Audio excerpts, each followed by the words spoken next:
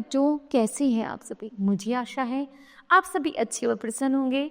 चलिए आज हम बढ़ते पाठ 5 संज्ञा करते हैं इस पाठ की शुरुआत। संज्ञा किसे कहते हैं? चलिए पढ़ते हैं।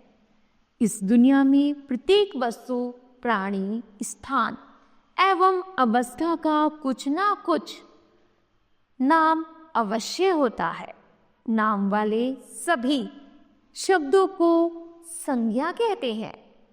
नाम से ही वस्तुओं, प्राणियों, स्थानों व भावों की पहचान होती है। चित्रों के नीचे दिए गए वाक्यों को पढ़कर समझिए। जैसे पहला श्याम घर लौट रहा है, दूसरा है आम में मिठास है, तीसरा आदमी सो रहा है। उपयुक्त वाक्यों में श्याम एक लड़के का नाम है, घर एक स्थान का नाम है, आम एक फल का नाम है, मिठास एक गुण का नाम है और इसी तरह आदमी एक व्यक्ति है। अतः ये शब्द ही संज्ञा कहलाती हैं।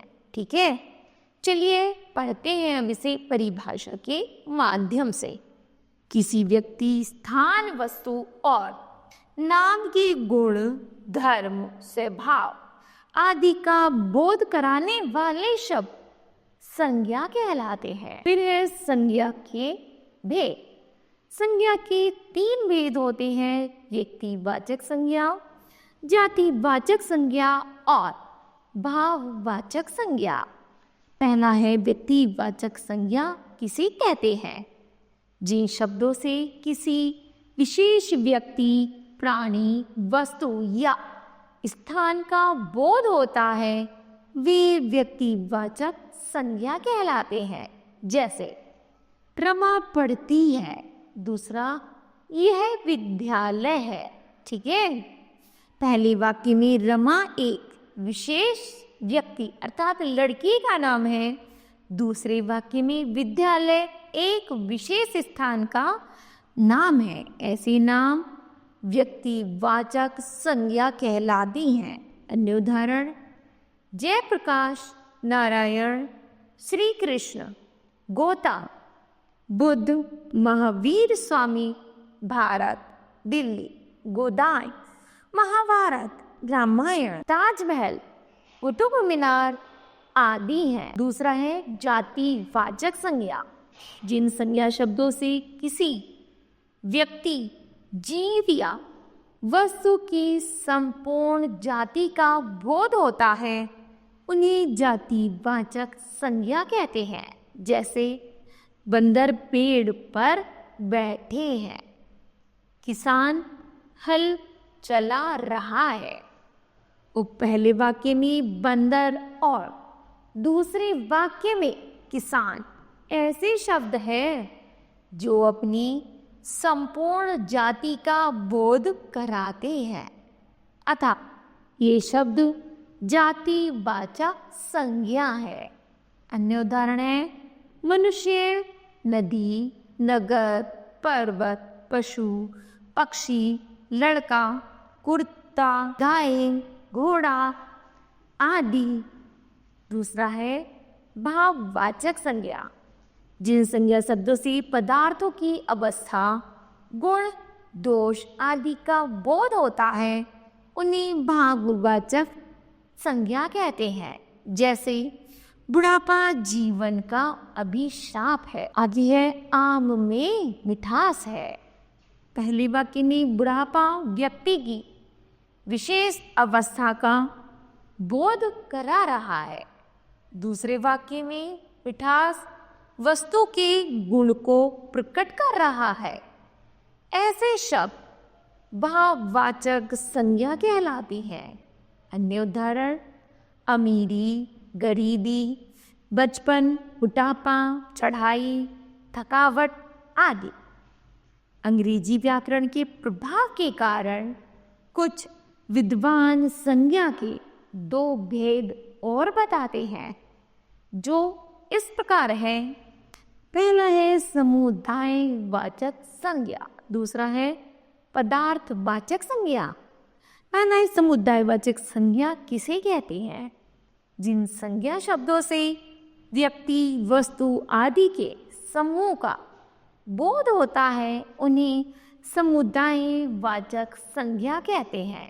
जैसे चौपाल में आज सभा हो रही है, दूसरा कक्षा में विद्यार्थी बैठे हुए हैं। नंबर 2 है इन दोनों वाक्यों में सभा और कक्षा शब्द व्यक्तियों के समूह का बोध करा रहे हैं।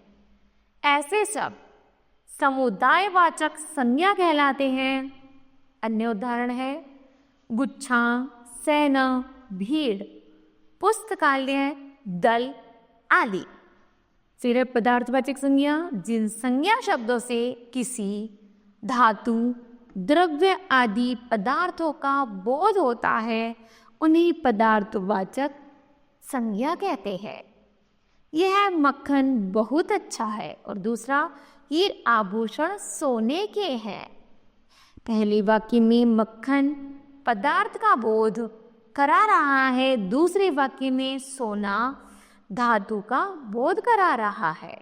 अतः ऐसे शब्द पदार्थवाचक संज्ञा कहलाते हैं। अन्य उदाहरण है पानी, तेल, दूध, चांदी, पीतल, चावल, गेहूं, कोयला, लोहा आदि। आगे है भाववाचक संज्ञा शब्दों की रचना। पहला है जातिवाचक संज्ञा से। जातिवाचक संज्ञा है दास और इसका भाव है दासता। क्षत्रिय का क्षत्रियत्व, पशु का पशुता, बालक का है बालकपन, बंधु का बंधुत्व और मित्र का है मित्रता। उसी तरह पंडित का पांडित्य, पुरुष का पुरुषत्व, ब्राह्मण का ब्राह्मणत्व, बच्चा का बचपन और प्रभु का प्रभुता और नारी का है नारित्व।